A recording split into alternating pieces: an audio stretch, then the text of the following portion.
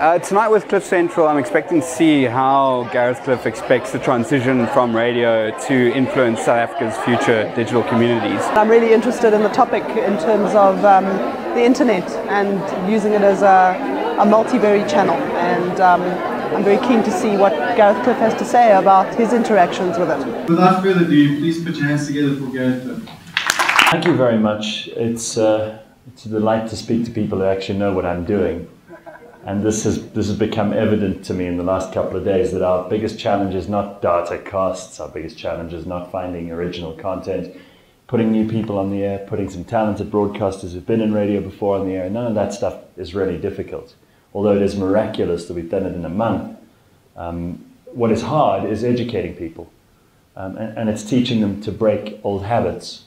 And I'm sure that many of you will have sympathy with my current dilemma, because this is not the one that I had forecast. I had always thought, oh, but it's going to be prohibitively expensive, and you know, it's just the fact that people get into their cars and they turn on radio. But what I have realized is that what we've started to do here is to allow, I think, forward-thinking early adopters a chance to be part of something really exciting and to lead the way in what I believe will become a ubiquitous medium in the very short term. I do mean that in the short term, as in within the next 2, 3, 5 years at a maximum. That this will be something that people will do for content, just like they do when they illegally download TV series they like. Music, movies, TV series, pretty much everything, your connection to your friends, the way you communicate with everyone else is all happening here. And I'm glad I got that out, otherwise you would have thought it was my balls. But if it isn't happening on there, then it doesn't matter anymore to people, because that's where we get our info, that's where we make our connections, that's where we're anchored, we're chained, we're locked into this device more than probably any other single tool in human history. And it has become something that even people who can't afford a smartphone are finding ways to afford a smartphone before they find ways to feed their children, which is disturbing, but at the same time very encouraging for those of us in this room. So what we have to do, and more this is becoming the issue for any of us who are involved in online, digital, mobile, internet, the media, all of those things, is that we have to find ways of providing people with experiences, with content, with value. And that is what spurred my decision a short while ago. I had a very cushy morning show on a big national station. I worked for the SABC, where they really can't fire you. I could have waited out my time and gone on to, God knows, some horrible graveyard like SAFM, or I would have been bought over by Prime Media or Kagiso and ended up doing an adult contemporary music show, recounting this day in history as part of my content offering. But I thought that's a horrible future to envisage for myself and for my audience. I can do something new here and challenge myself, take this up a level, and I can do that for the audience who are desperate for something new. And again, I'd like to say right at the start here, because a lot of my words have been misinterpreted, that I seek the demise of radio. It's not me that seeks the demise of radio. That is inevitable. What I seek is to offer an alternative that gives an audience something that isn't patronizing, that isn't lowbrow and low level, and doesn't do anything except encourage them to engage in a very real, very authentic sense. And that's precisely what we decided to create. The problem with radio, and I experienced this firsthand, isn't about the usual suspects, that the audience is changing or that you don't have a target market or any of that other nonsense that they speak in marketing meetings and that media buyers depend upon for their livelihood.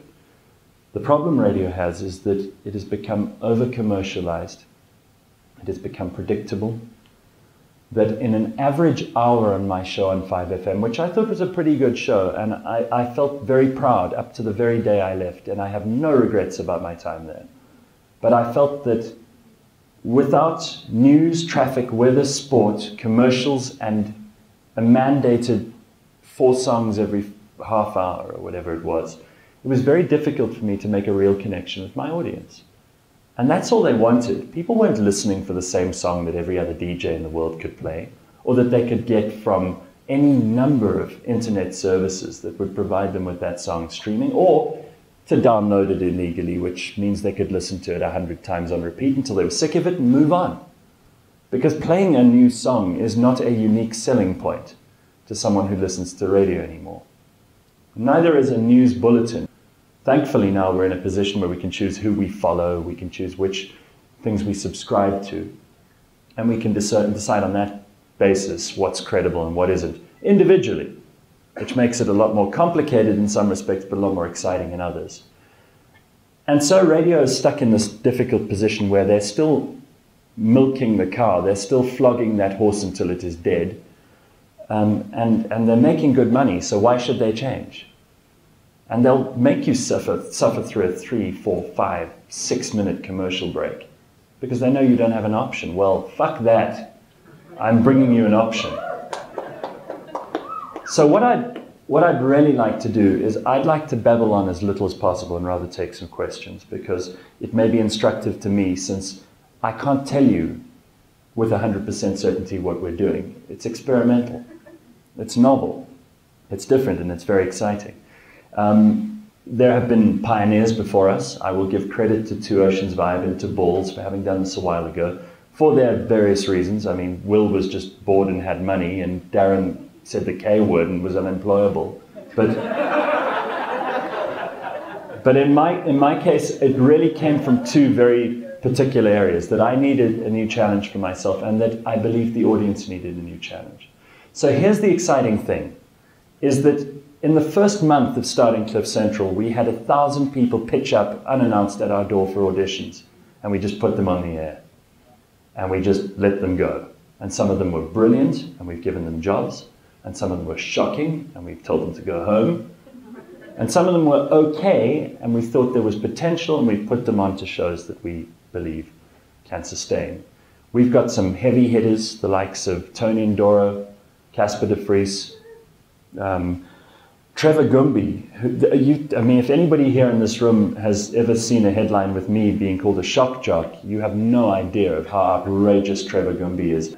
We don't have ICASA to worry about, because we don't have to apply for a license, which, by the way, means that you have to kiss government ass at some point along the process, which I've always refused to do. Secondly, we don't have to worry about the Broadcasting Complaints Commission because we're on the internet.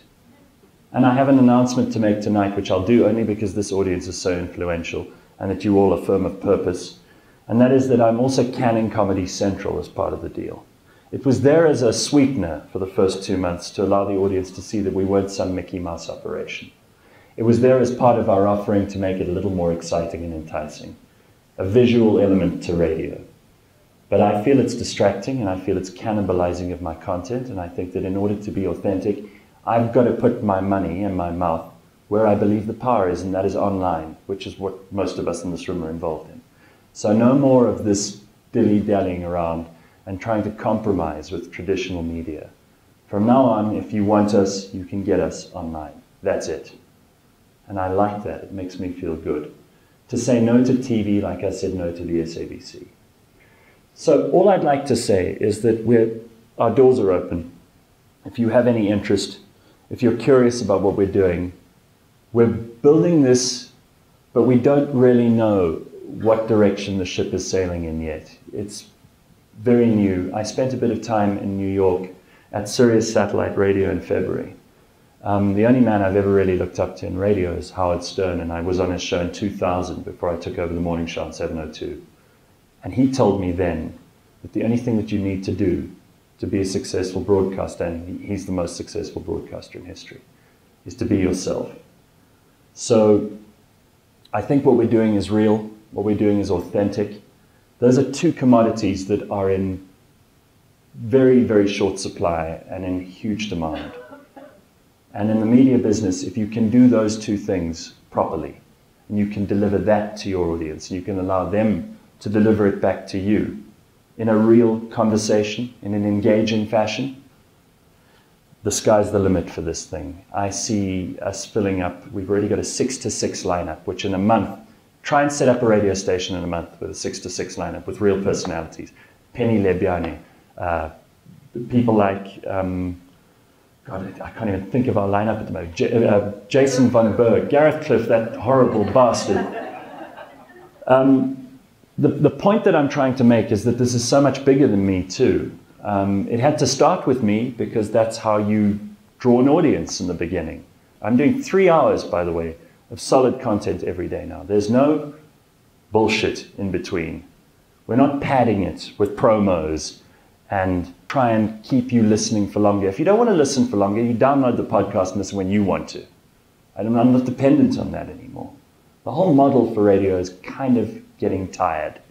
And if you listen to us for 5 minutes, you will find radio lame. Full stop. I'm not saying that because I'm full of myself, who are doing revolutionary things every single day. Casper de Vries, who's the pioneer of South African sketch comedy on television, said that this is a more exciting thing than anything else that he's ever done. Because he can do a parody of Game of Thrones called Trippe Trappe Trone, where he can be as vulgar as he'd like and play out these characters in any sense that he'd like to do. He doesn't have to conform. I'm not going to tell him to stop. And the really cool thing about this is that I feel we're on the brink of something awesome. Once we've filled the whole weekday and weeknight, which is the next step, we'll fill weekends, and then when that's full, we'll open Cliff Central Kids, Cliff Central X-rated, Cliff Central board games, whatever the fuck you want. Niched narrowcasting is going to be far more powerful than old broadcasting. And please don't get me wrong, I am a radio fan at heart. It's my career. This is all I've ever loved. I've loved the experiences of radio from beginning to end. I've had a terrific time in my career in radio, but it is time for us to evolve and to take that next step forward. This jump wasn't some stroke of genius on my part. I would never take credit for something that was something anyone in this room could have done. You could quite easily have done it, and you probably have thought of doing it before I had. So it's not about me, it's about the audience, and they're waiting with bated breath for the next step. Thank you very much for having me. I'd like to take some questions rather than talk the whole night long. Wow, so this was a very interesting talk. Like, I'm really amazed at what Gareth has started. I really enjoyed it. I love everything that he's done in terms of like breaking the mold, exploring new territory and all of that. The challenge though is that this audience, as Gareth would say, is smart, intelligent, but his critical mass is going to come from my mom. Or people like my mom who also say fuck. I thought the content was great. I didn't expect it, I really didn't think it was going to be as, I didn't think I would get as much as I got. It was great to feel inspired, enlightened. I love pushing the boundaries of business and tech and digital and all that stuff. Yeah, I love Heavy Chef. It's one of the most informative, networking events. Well, it was my first Heavy Chef. So it was freaking awesome. I'm so happy I came tonight. Heavy Chef has always been a very important source for me for getting that content by people doing the thing that they do and me learning from that. So I'm really, really thankful for Heavy Chef for hosting this and Gareth Cliff for talking about the risks that he took. And yeah, I got a new phone, so I'm hectically excited. Thank you very much.